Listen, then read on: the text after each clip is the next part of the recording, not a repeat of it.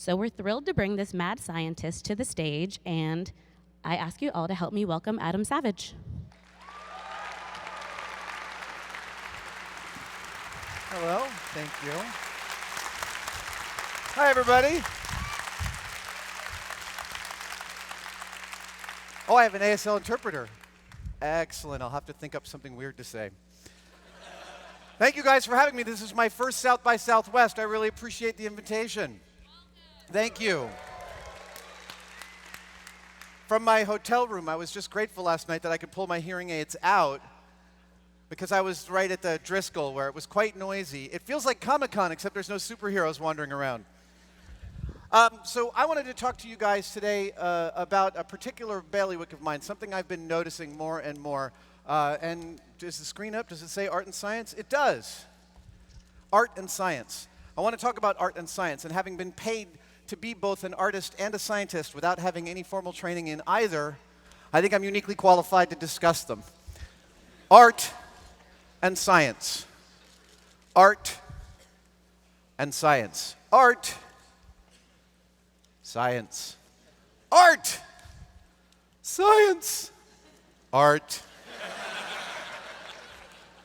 science. Now, the first problem I've been seeing with art and science when I examine them from a cultural standpoint, what they mean to me and what I see they mean to other people, is that they've been drifting apart. And there are three problems with art and science drifting apart. There are three main problems, and I'm going to outline them. Problem, the first, is that we see science and art as opposites of each other.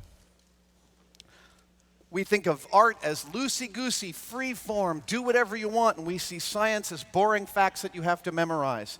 The second problem is that we think that art is the oh no, that's still the first problem. Art is the opposite of science. The second problem is that we see both science and art as separate from us. We think of them at either end of this cultural spectrum. At their highest practice, we think they're doing things mystifying over here and mystifying over here. If it's a Venn diagram, it would look like that. The third problem is, once we believe that we can't understand something, we don't even try to understand it. Ignorance does not equal bliss. So let's work backwards through this. Why should we try and understand? I'll ask you a question. Is the world perfect? The answer is nope. How do we get it closer? By understanding what's going on. How do we understand what's going on? One, by paying attention. Two, by talking to each other about it. That conversation is called culture. Some of it is overt, some of it is covert, but it's all part of what makes us a culture. And culture is us. It is simply our reactions to the world and situations around us. If we think that we can opt out of culture, we're idiots. We can choose to be passive or active participants, but being active is better. I've decided that being active is better. Here are some other people that decided that being active in their culture is better. Many of my heroes. Now, moving to the second problem, that we see art and science as separate from us. Let's tackle those two things separately. Art.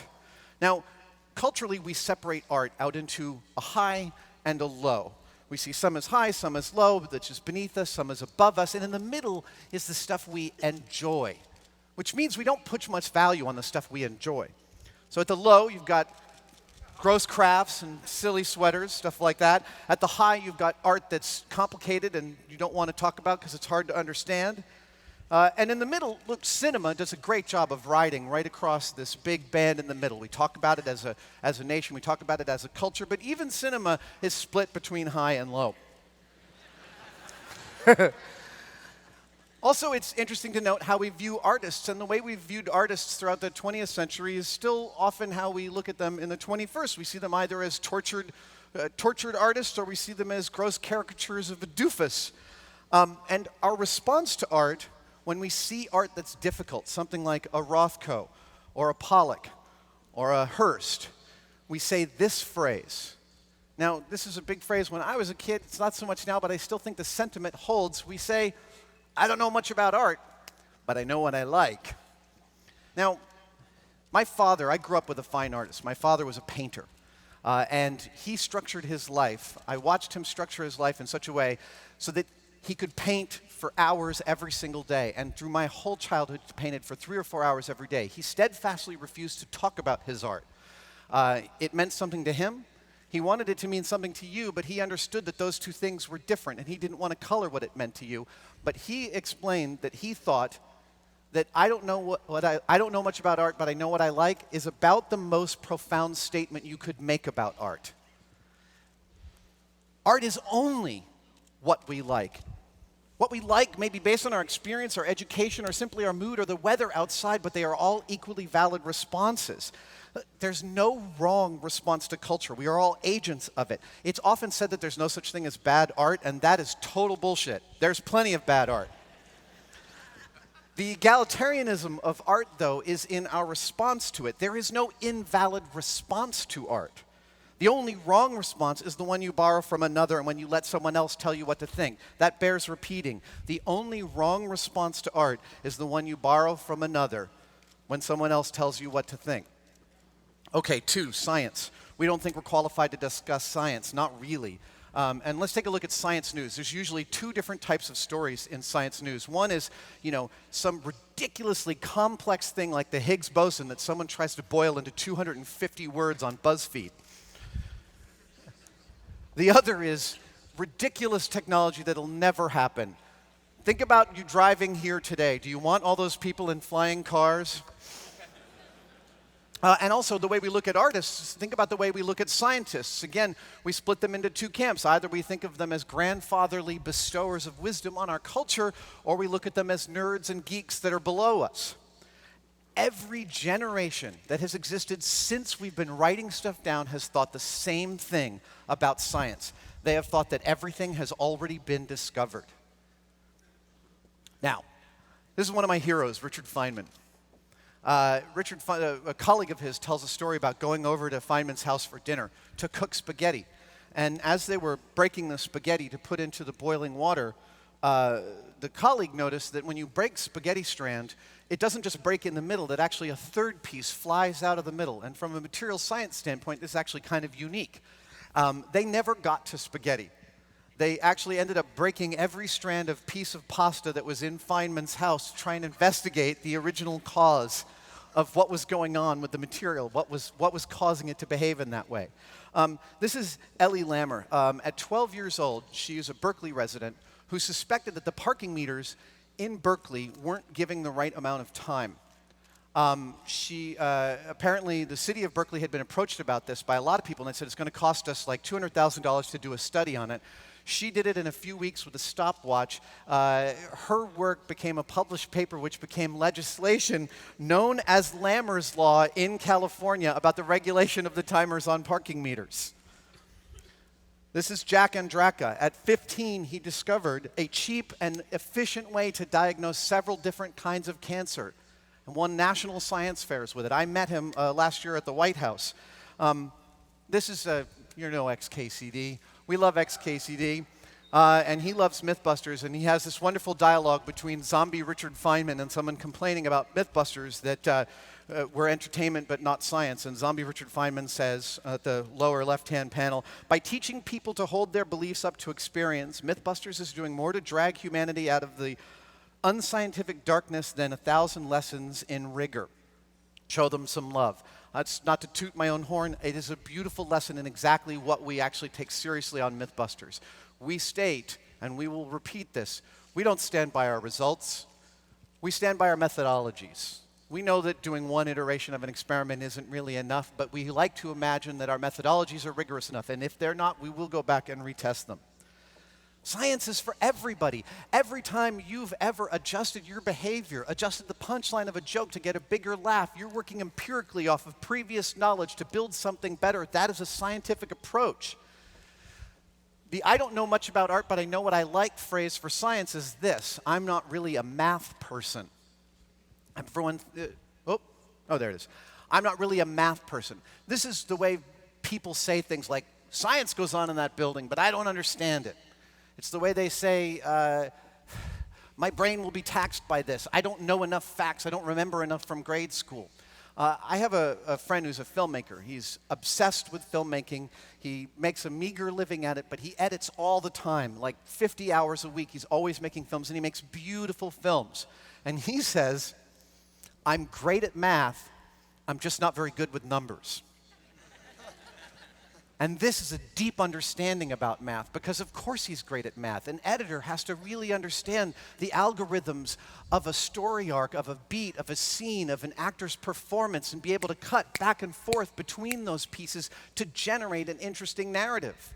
That is absolutely a mathematical algorithm, and he deeply is inculcated with it. But when you ask him to balance his checkbook, he's hopeless. And yet he understands that he is a math person. Science is not beyond us to understand. Do you want proof? I bring sports. Now, I live in a world where we have far more sports teams in high schools than we have science fairs, and I'm hoping by the time I'm done, the situation is reversed. But every week, thank you. But every week, every day, we engage in this national dialogue about every sport that we're interested in. And every sport, I have a great respect for sports, even though I don't pay attention to them.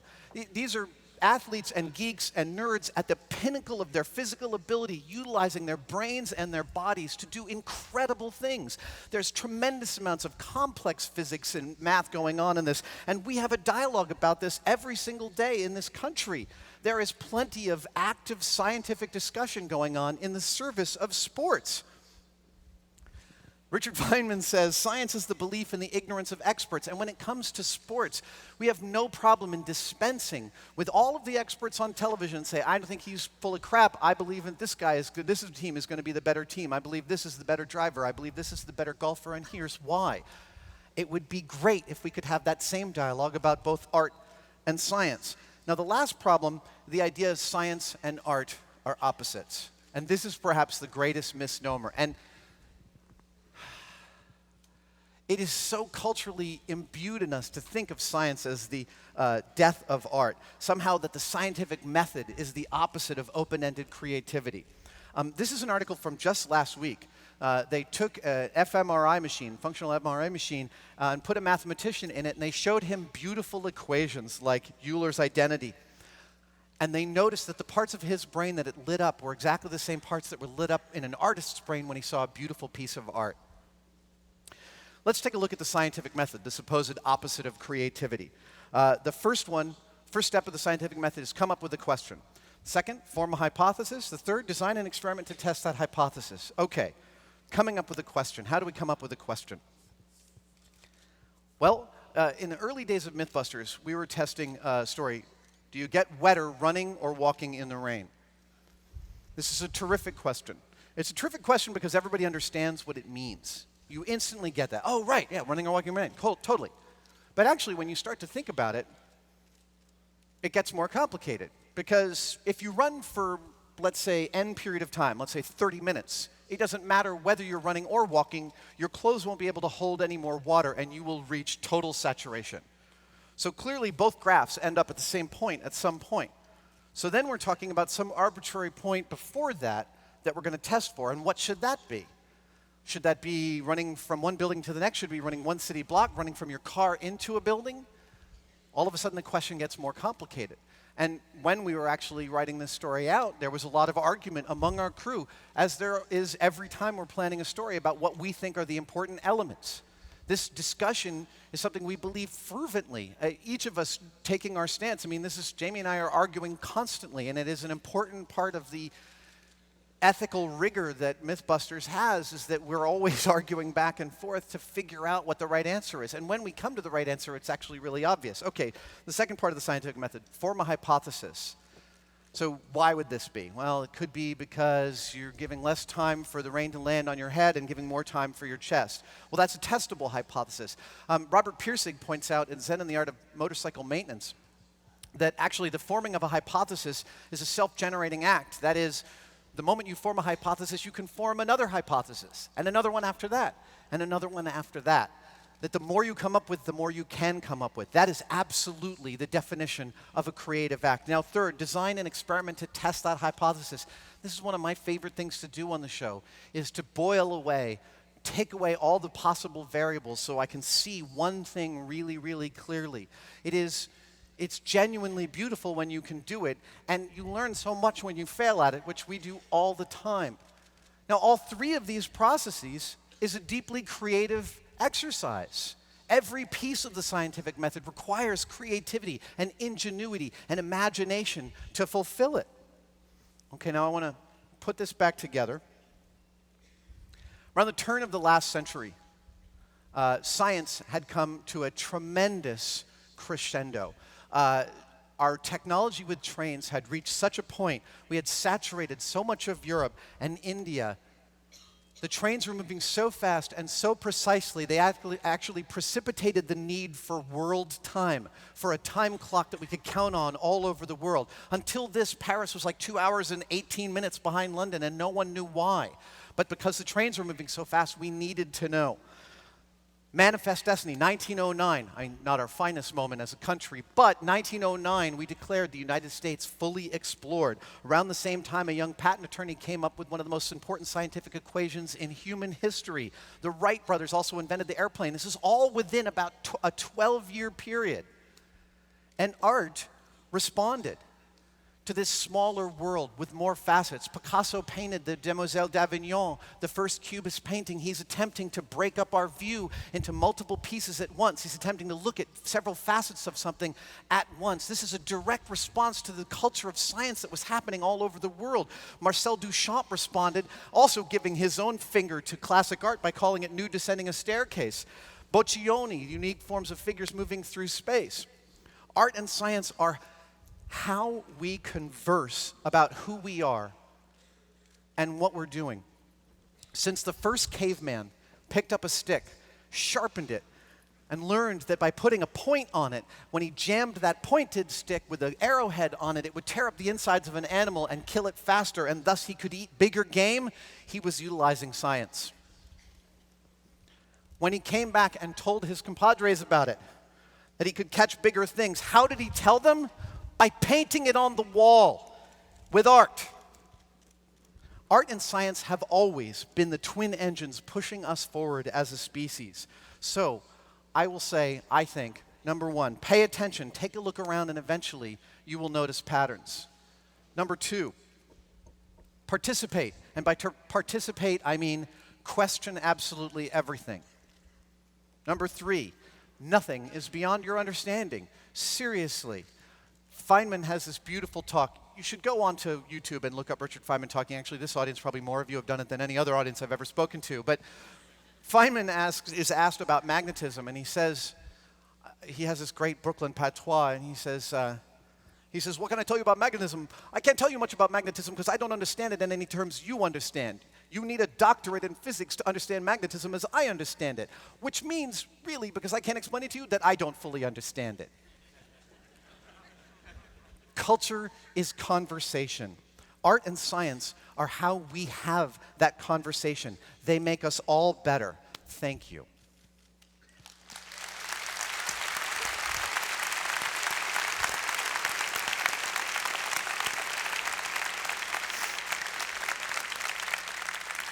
Now, this hashtag #AskAdam is the hashtag for questions. I'm about to do some Q&A up here on stage with my colleague from Tested.com, Norman Chan. Please give him a hand.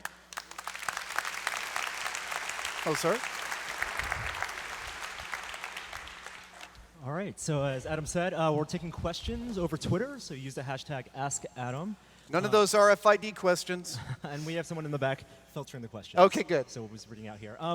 Great talk, Adam. I wanted to start off. You started off talking about perception and misconceptions of artists and scientists in mainstream media, in popular culture.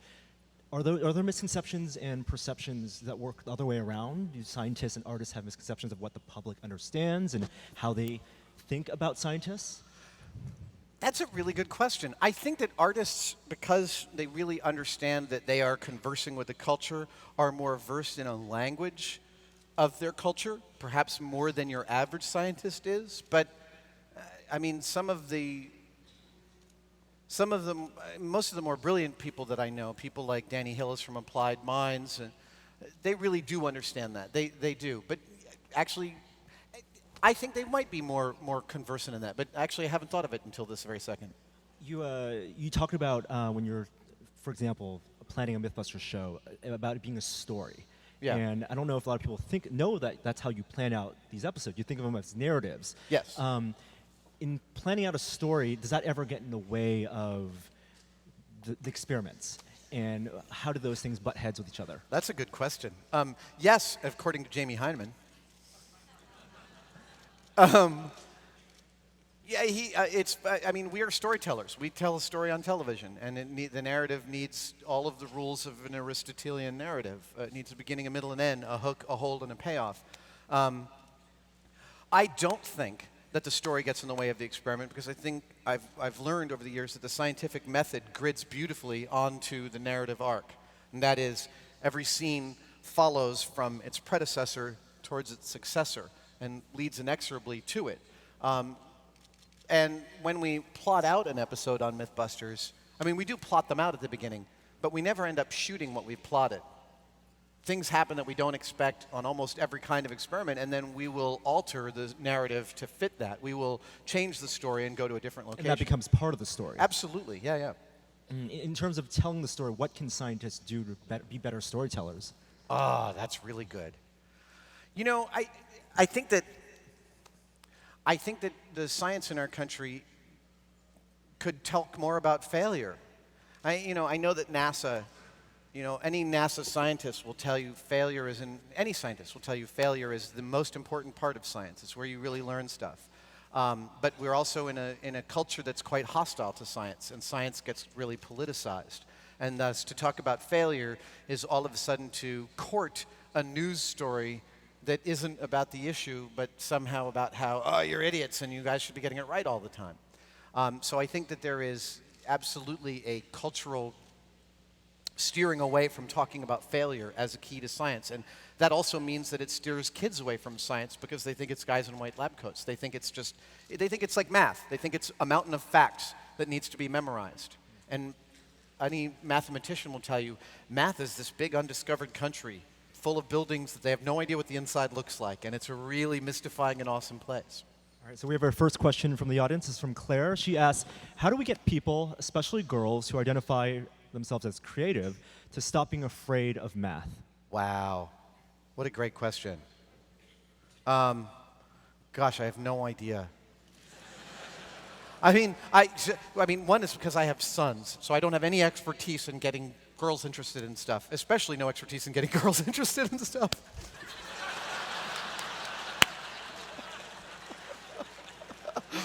Oh, that's funny.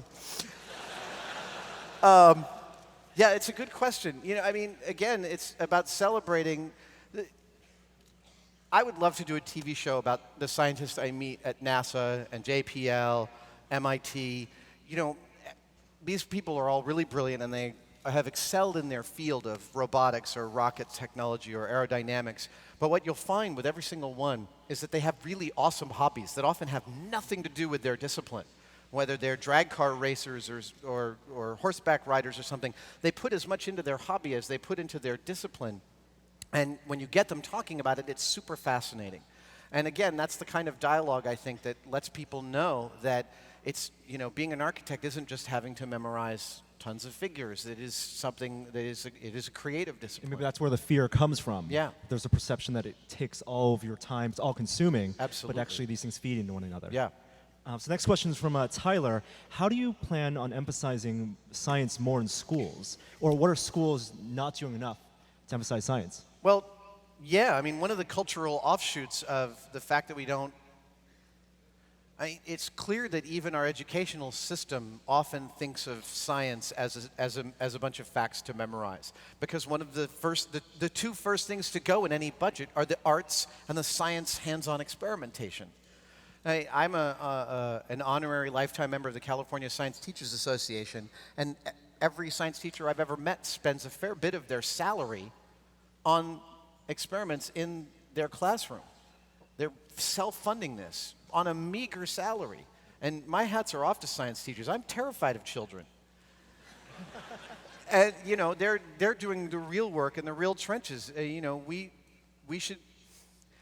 for like $1.50, you can take a blowtorch and you can turn a hacksaw blade from something you can break with your hands into a watch spring. That's a beautiful experiment. We do more of that, more hands-on. You can read all you want about material science, but until you get your hands dirty, until you get your hands on something, you don't fully understand it. And I think that that hands-on experience, the auto shops and the regular shops of our youth, which are rapidly disappearing, needs to come back. The next question is about the STEM program. If art and science are the twin engines, like you say, why the STEM education emphasis? Well, it's not STEM, it's STEAM. I add the A for art. Tim Daly told me that one, and then Dean Kamen last night told me that will.i.am came up with STEAM. And I love that. I've been promoting STEAM ever since because they work totally together. And as well, I think that more scientists understand how creative science is than artists do. Every scientist understands how fulfilling and invigorating the process of scientific discovery is. And so to a scientist, you don't need to say STEAM. They just get that. But to everyone else, you definitely need to say STEAM. Mark asks, if you could bring one scientist and artist together from any time, who would they be? And what would you hope that they'd make together? Can I just choose Leonardo da Vinci and call it done? You would pair him and you. Well, God, I mean, if I can grab anyone from any time, I'd kind of love to take Archimedes and bring him to MIT. Wouldn't that be awesome? Could you imagine what he could actually do with, one scientist and one artist? It would be remarkable to take Da Vinci and put him together with Einstein or Feynman. Actually, specifically Feynman. They would go out drinking together and they'd figure a lot of shit out. And they'd pick up some chicks. I have a question. As a communicator, you have a lot of avenues to talk to the public. Show, you've done TED Talks, TED Ed Talks, and there are a lot of different mediums. What new medium interests you? Well, we've been using Tested.com as an incubator over the last couple of years to try all sorts of different things and see what people are interested in. And it's interesting what it's called out. I mean, one of the things we've done that got the most hits was just deep exploration of the most obsessive esoterica in my shop. And I appreciate that's something that resonates. I also really like interviewing really creative people. The show I've been doing on Tested, the Talking Room, the only conversation I'm having is one with really creative people about how you manage a giant creative project. David Chang, how you manage restaurants on 3 continents.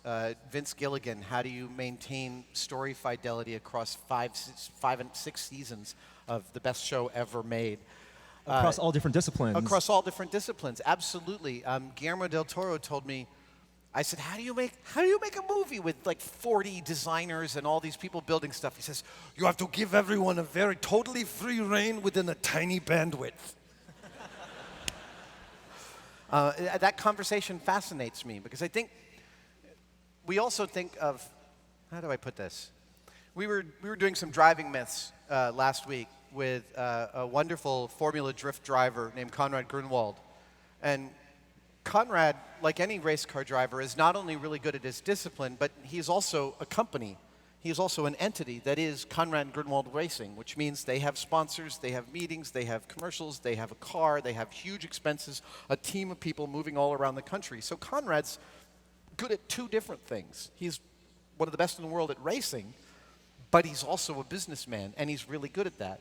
My friend Tracy, who owns restaurants in San Francisco, says, I never set out to be a restaurateur, it just turns out that I'm good at it.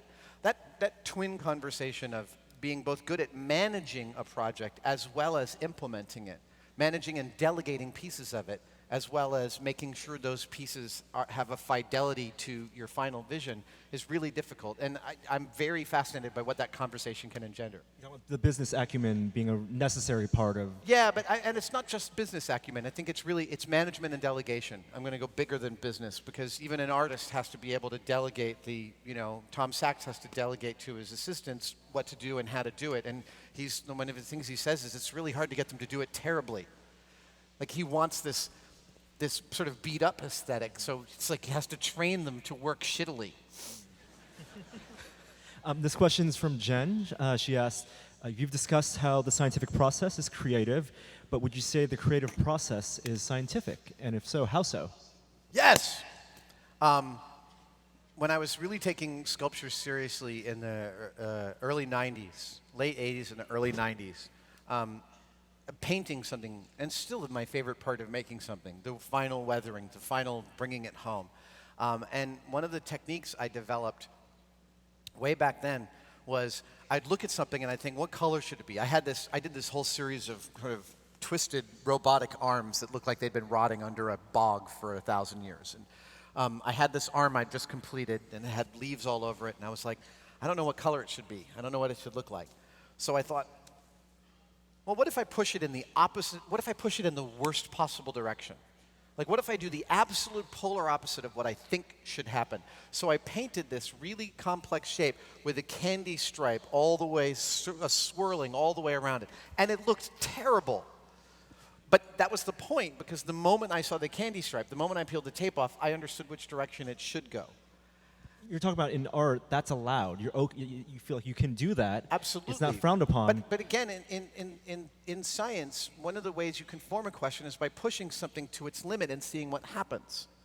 It's one of the key ways you learn about what something can do. When I was teaching myself cooking and I was whipping cream for whipped cream, you know, it said wait until there's peaks. Okay, oh, that looks like a peak, great. And then the next question I had was, what's the bandwidth here? So I kept whipping, and 30 seconds later, I had butter. And I was like, oh, okay, so there's my bandwidth. Now I know. You always have to push past the thing in order to understand where your sweet spot is. It really sounds like you go through the world with a lens of curiosity. And what are the algorithms that are going in your head as you go about your day? God, I don't know. What are the questions you're asking yourself as you're whether you're doing something in art or science? I'm always asking, well, it turns out that, yeah, that when you said in the beginning about being a storyteller is really true. I'm mostly interested in telling stories.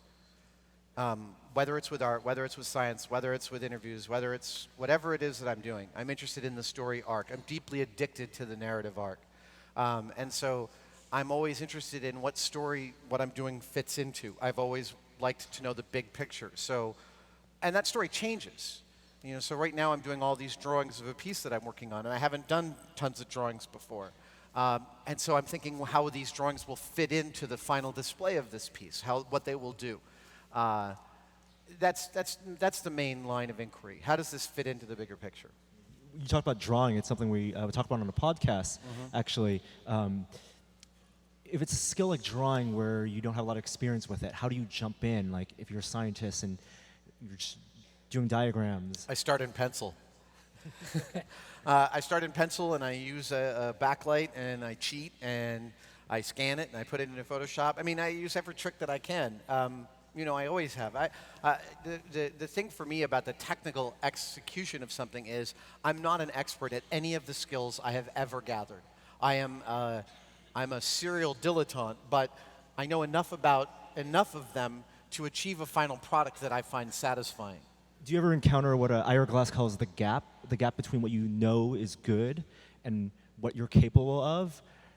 Well, yes. I also know that like 75% of the way into any project that I'm working on, and this happens every single time, every day, every week, 75% in, I will think, this is total crap and I don't know what I'm doing. Every single time. And this happened last week. And I have to know that I just have to push past that point. I have to keep doing the thing I'm doing. Don't stop. Even though I want to stop, because I'm pretty sure. I mean, when I was working at Industrial Light and Magic, I always thought I was going to get a tap on my shoulder and they'd be like, clearly you don't know what you're doing, please go home. Do you feel like there's that imposter syndrome, that you feel like you're a fraud? We all have imposter syndrome. Yeah. How do you get past that? Just keep on working. I mean, we all have it. Every creative person at the top of their field will admit to it. And frankly, getting notoriety for what you do only accentuates your feeling of being a fraud.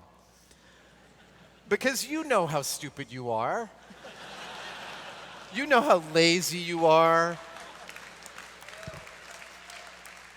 How like vain and how much you can give in to. I mean, your momentum is a powerful force, and you know all of that. And so you know, I've been thinking about. There was an amazing Metafilter thread this week on Auden, the poet Auden. And they talked about how he had done a bunch of public speaking early in his life that was specifically for the war effort to get people excited in Britain about fighting for the war. And it put a distaste in his mouth for the rest of his life about jingoism and about, fomenting enthusiasm of crowds and how that, perpetrated your own vainglory. And, he's totally right that the better conversation is between you and one other person, not you and a crowd, So I'm always trying to, I try. I don't succeed all the time, but I'm always trying to think about who I'm talking to instead of the who I'm talking to. All right. Our next question from the audience is, do you think that the immediacy of modern communications has eroded our tolerance for the scientific method as a society? No, I don't. I mean, I see, yes, that has happened in some places, but there was an article just last week about how, again, this is one article I read on the internet, so who knows if it's true, but the writer was specifically saying that the newsroom at BuzzFeed is taking really seriously that they should get their stories right the first time, instead of just publishing whatever they heard. That's fantastic. That's fantastic. That's new media understanding the oldest lesson from old media by trial and error. And so I think that what could be better, You can't tell a kid not to touch the stove. They have to touch the stove. So, I think I do see that happening from time to time, but I also see the opposite happening, that more information gets out to more people, and so more people are versed in the important parts of the debate. In terms of new media and old media, do you think it's okay for new media to go through that process and jump in, or should they go through? I think it has to, because old media doesn't know what the hell it's doing either. Old media turned down Napster. That's like the stupidest decision of the last 20 years. Everybody's trying to figure out what's going to happen, and yeah, I think new media has to trial and error all the way through it to figure out what the next steps are. Is it more likely that new media will become old media than old media will become new media? I'm not sure of that. I think the powerful inertia of the trust that the New York Times brand has is vastly valuable, and probably a lot more valuable than any piece of new media. But again, this is like everyone's still running around with their heads like chickens with their heads cut off, trying to figure out what the hell's going on. Absolutely. Next question from the audience from Gary. He asks, are you seeing an increase in green or sustainable science and art? And what do you think the future holds for these fields? Yeah, I think that sustainability is absolutely a deep part of the national conversation now, despite what Fox would have you believe. And I think that's really important. I think that everybody's thinking about it, and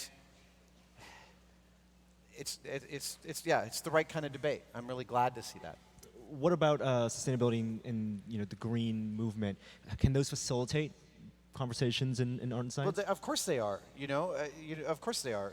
Some more of us are. San Francisco is like Prius Town, USA, and that right there is a conversation. That right there is people. And the first Priuses were freaking expensive. Or at least a good South Park episode. What's that? Or at least a good South Park episode. At least a good South Park episode. Yeah. That, like I said, that's a cultural conversation, and it's a good one. Ben asks, have your own children attempted experiments that concerned you? Yes. And how do you teach them the importance of safety? Yes. Yes, my kids, I have twin 15-year-old boys. It is like living with one drunk 24-year-old.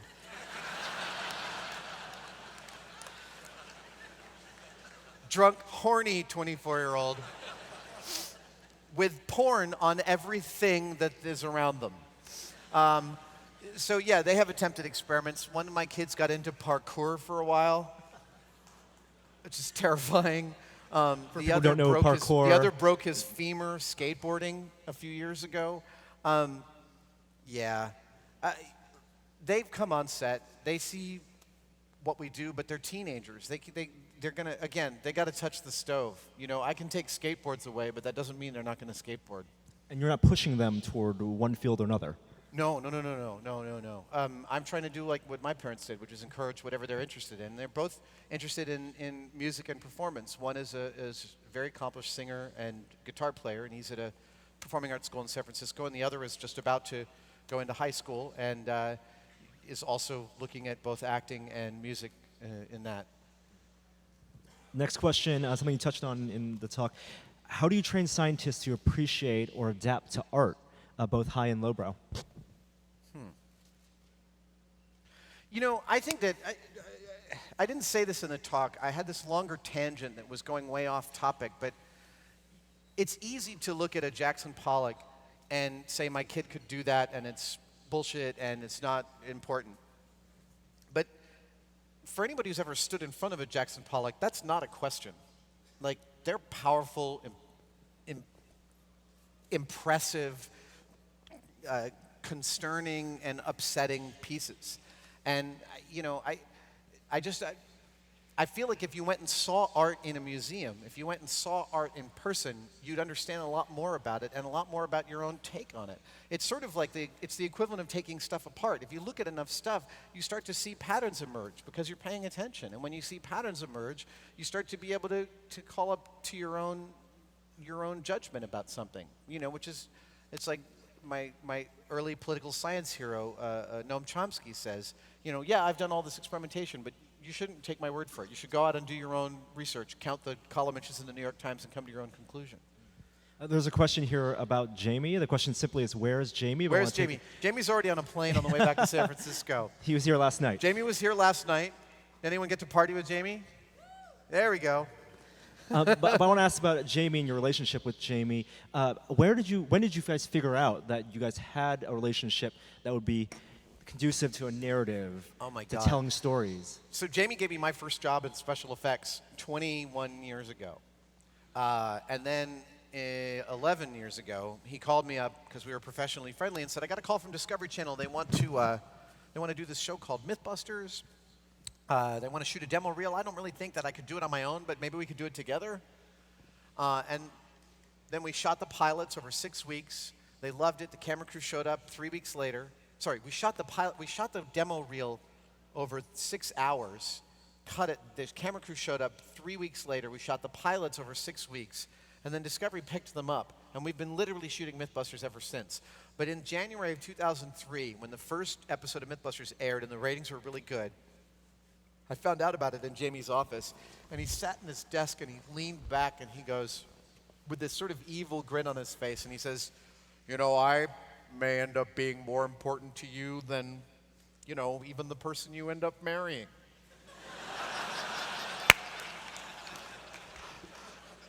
I thought he was wrong at that point. All right, Richard asks, what's the worst or funniest outcome you've seen as a result of being curious? Funniest outcome. We were testing a myth about a guy who gets so stinking drunk that he realizes he can't drive himself home. So he asks his friend to drive him home, except his friend is legally blind. He figures the ticket for driving legally blind can't be as bad as the DUI. So we tested, can you drive while you're blind? So I blindfolded myself while Jamie sat in the back seat and gave me directions. We were on a closed course. Then we did the reverse, and we were pretty good at it. Then we hired a blind guy to do the driving. First funny surprise, blind guy's a better driver than either of us.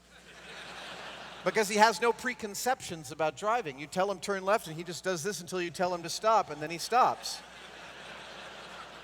He's a perfect receiver of information.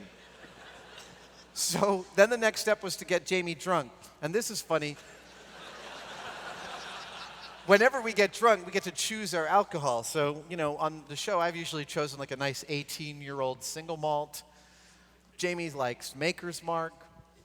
So Jamie's like, he chooses Maker's Mark. We Greek out the label, because we have to do that on the show, because we have to pretend the world doesn't exist. We Greek out the label, but of course we don't Greek the distinctive neck, melted wax neck of the bottle. And the Maker's Mark people got really pissed off because Jamie had decided to get drunk while lying in a gutter.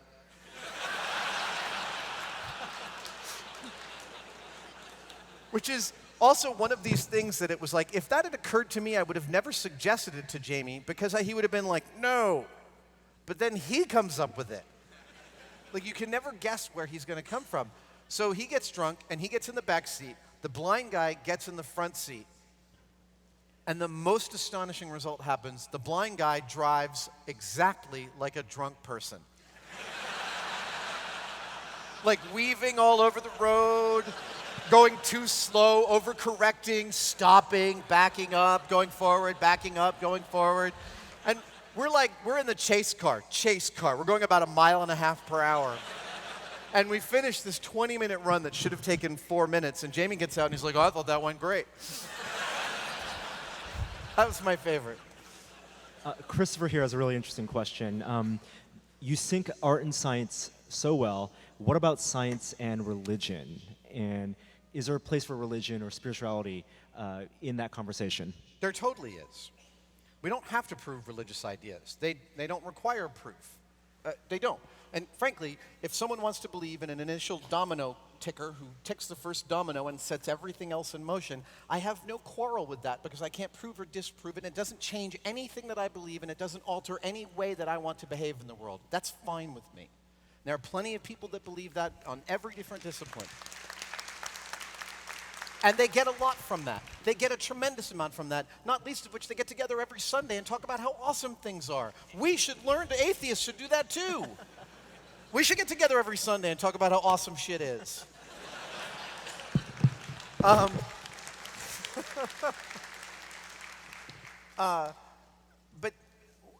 when a religious belief conflicts with a scientific belief, then it's ludicrous. It becomes ludicrous comedy of errors. You can't simultaneously believe that the world is 6,000 years old and then get in an airplane. It's just not possible. The same thing that allows us to inflate an aluminum bubble and send it at near supersonic speeds through the air, the same process of inquisition and inquiry and experimentation that led to the development of the most amazing thing of airplanes and aerodynamics is exactly the same line of inquiry that led us to understand the billions of years old the Earth and the universe are. And you can't just say, well, no, I disagree. That's not as Neil deGrasse Tyson says, the great thing about facts is that they're true whether or not you believe them. There's a question here specifically about one of the recent episodes you did. Franklin asked, what was the result of the do you get wetter in the rain if you run or walk experiment? Well, this is a very scientific answer. We've tested it twice and we've come up with both answers. Which is perfectly valid. I will say that I think that the first test that Jamie and I did is more accurate than the one that Cary Grant and Tori did. And just simply because Cary Grant and Tori were doing it in actual rain, which in San Francisco is barely rain. It's like pissing, spitting water. It's not regular. So it's not quantifiable, really. We were creating a steady stream that could be measured. If you spent 10 seconds in it, you'd have 30 grams of water on you. It was very repeatable.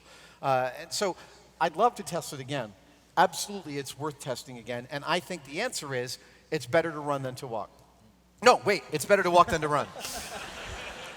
Are there a lot of instances where you go back in your head, at least the things that you want to test again and run again? Yeah, there's a long list. And we can't go back and retest everything. We try and go back and retest the really egregious things we got terribly wrong, which is, plenty. This question's from Amy. She asks, you have a lot of interests and ideas. How do you decide what to focus on and put effort into? So, you should know, yes, I do have a lot of interests and ideas, and if you follow anything that I'm doing on Tested or out in the world, you know that, yeah, there's a lot of different avenues, and it seems like I get a lot done. Frankly, I beat myself up a lot because I have so many unfinished projects, and just last week I was like, I got to start finishing some of this crap. Because again, I'll get to a stopping point where I've got to order something from a company and I can't find a vendor that'll do it, and I lose interest, and then it sits for like 10 months or 2 years, and that happens repeatedly. So there's two ways in which I keep working on things. One is just whatever I'm interested in. So I'll go into my shop at lunch and I'll just look around and see, like, let me grab that. And sometimes I do a quick project, sometimes I do a long-term project. If I've been away for a while, I'll do a quick one just to kind of get my hands loose, and then I'll jump in. If I can't think of something to do in my shop, I'll do shop infrastructure. I'll rebuild a wood rack, or I'll make a cup holder for my video game console, which I still haven't done yet. I try and keep myself interested in the process. Frankly, you know, I still imagine that I'm pretty poor at it sometimes. Is it okay to dive into a variety of things and lose interest and then come back later? And, Obviously, I think so, because that's exactly what happens. What is a good interval? Well, I don't, you know, the interval can be anything from 2 months to like 5 years. I mean, criminy, I have what? I have probably 10 hours of work left on my Blade Runner blaster, and I haven't gotten to it in 3 years. And it's literally sort of an interest combined with a dedication thing that I've just got to bring it to the shop and be like, roll up my sleeves and really attack it. But it got to a point where I felt so in love with it, and I just sort of had it in my office at home for so long that I forgot that there was still work to do on it. The answer is I don't know. The answer is I'm not really sure. You know, I bounce back and forth between all these poles. And also, I have very little extracurricular time. And I try and maximize it, but still, you know, that ends up having a noted effect on my ability to get things done. And how do you find the balance between that extracurricular stuff and family stuff? The extracurricular stuff and the family stuff is actually one of the areas in which things feel pretty balanced. My shop is about 3 blocks from my house in San Francisco. I'm very lucky in that regard. My wife and I are very active in our kids' lives. And my kids are awesome people. And so there's a real flow between the house and the shop that you know, I used to feel like I was stealing time when I was in my shop. And I think a lot of people do. A lot of DIYers in their garage, in their basement, in their shop feel like they're stealing time away from their family. And I spent a long time thinking that. At some point, my wife pointed out to me that it doesn't matter where you are if your focus is in the right place. And it's really true. It's like if I know where my family is and I know what's going on and I'm part of the process, then it doesn't really matter where my physical body is because I'm part of the process and I'm partnered up with my kids and my wife and my family to take care of all of this stuff. If I am stealing time by stopping paying attention to all that stuff and ignoring it, that's a problem. And it's not a problem that I want because I love my family and I want my kids to grow up happy and healthy and with a dad who is present. So Mike asks, what can we, the audience, do to influence change right now? Taking in mind who might be in the audience, what fields they might be in. Yeah. What would you charge them with? You know, there's a lot of writing on science. In fact, I mean, you know, I'm a big fan of Edward Snowden, who spoke earlier today here. And he's talking about science, social science, and he's talking about some very complex issues. And we're having a national debate about it for the last year, and it's a really vital and important debate for us to have, and it bears directly on our personal rights, it bears directly on copyright, it bears on art, on science, on everything. And we owe it to ourselves, I owe it to myself, to educate myself about what these things actually mean instead of just reading the headlines on Reddit and thinking that I know a story, which I'm totally guilty of. But in terms of activating real change right now, you know, if there's something that's interesting to you, understand more about it. You know, it's a singular pleasure not to just understand the headline, but to understand the background. My kids are always joking that they'll show up at the dinner table with a bunch of literally like boing boing headlines in their head. And they're like, did you hear about my kid told me that the guy who developed Flappy Bird killed himself. And I was like, no, he didn't. And frankly, that's not the issue. But here, and they're now like, everything we know, Dad knows more about it. Which is great, because it's hard to be omnipotent with 15-year-olds. But it's okay to be wrong. And it's totally okay to be wrong, as I am all the time. I think that's all the time we have. I think that's it. Thank you so much, Adam. Thank you so much, guys. I really appreciate it. Thank you. All right.